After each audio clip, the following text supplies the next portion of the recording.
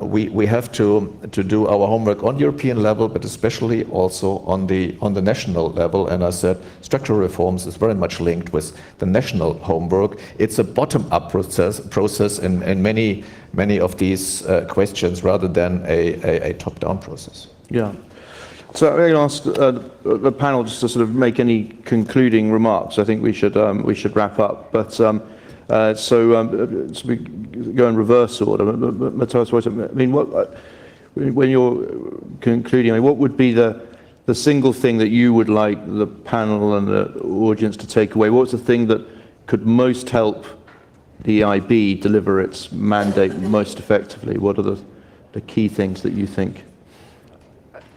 To my opinion, it's really a message of cooperation. And I think EIB's readiness to use the financial strengths that we have now through EFSI to put this really at work for our continent. I think we all agree, and that's why we're sitting here, that the endeavor to actually create Europe is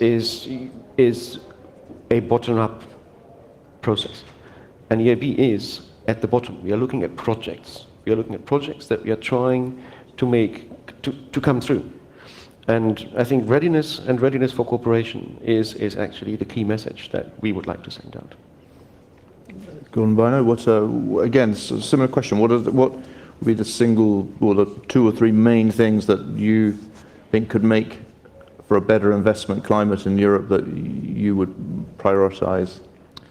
I think the number one notion is to keep up the understanding that there's a unique opportunity now that private sector money is there in abundance at historically low cost, and Europe would miss out on this opportunity. And this is not just European money, from all over the world ready to come and invest in Europe. We shouldn't miss out on this opportunity to put our house in order in terms of infrastructure for long term. We should use this opportunity, and to be there we need good quality intermediary functions like the EIB is doing, and we need deregulation in the right sense. And I agree with Thomas Steffen's precision remarks. We need good quality targeted deregulation, getting away from the hurdles, and then we need projects, and that requires intelligent, fast-moving government. Yeah, this is very true. It's about speed, and I think the basic question that we should all take home is, since we are all Europeans, how can we safeguard our social economic model in a globalized world? That means we have to be more competitive because the rest of the world is not waiting for Europe. And that is why we have to draft that comprehensive picture with viable projects, with a good frame for private investments. Otherwise, we will not survive. And it's really about speed on the private side, speed on the public side. So investors should also let their governments know whether the government is doing a good job or not in that respect. Or maybe sometimes, since I'm a convinced civil servant, everybody's free to tell me you are too slow, and then I will talk to my staff to see how can we accelerate our processes, decision-making, approaching the minister maybe faster, pushing the minister to have a faster decision made, and the feedback to the staff. All these issues, so we are very open-minded to do that. At the end of the day, I guess there's something in English which is also true for private investments and with the EFSI. Pudding. What is it? The pudding. The truth of the pudding is in the eating. Yes, proof of the pudding. So we have to go on. We have to be as precise as possible. Let's just do it.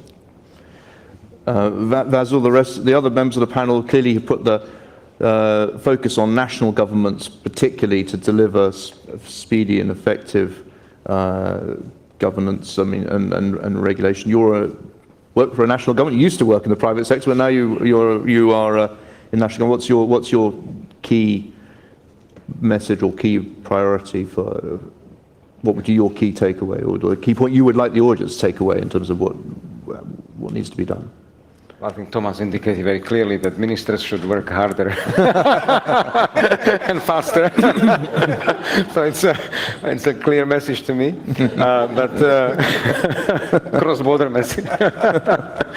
But seriously, I think that it is really about the ability to have the dialogue and to listen to each other between the public and private space, between the public sector and private sector.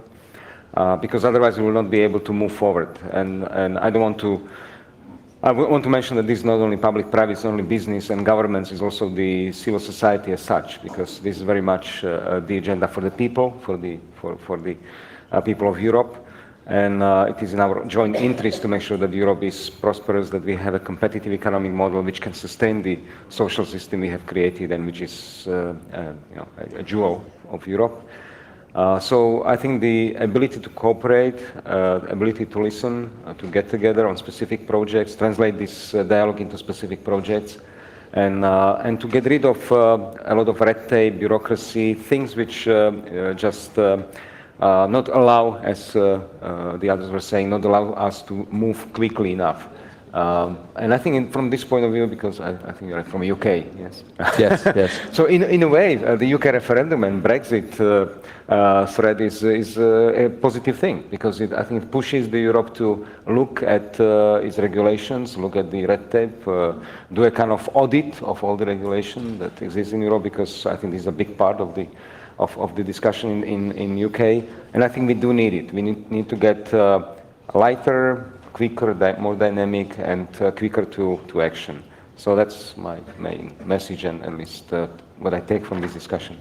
Very good. Well, I'll take back to London the message that the Brexit referendum is it's a good thing for Europe. It's a very good thing for Europe.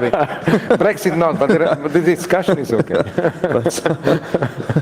Well, I'd like to thank the panel. It was a fascinating panel. I was here last year for a very similar panel, and a lot of progress at one level, at a European level, has been made since then. I think the clear message of this panel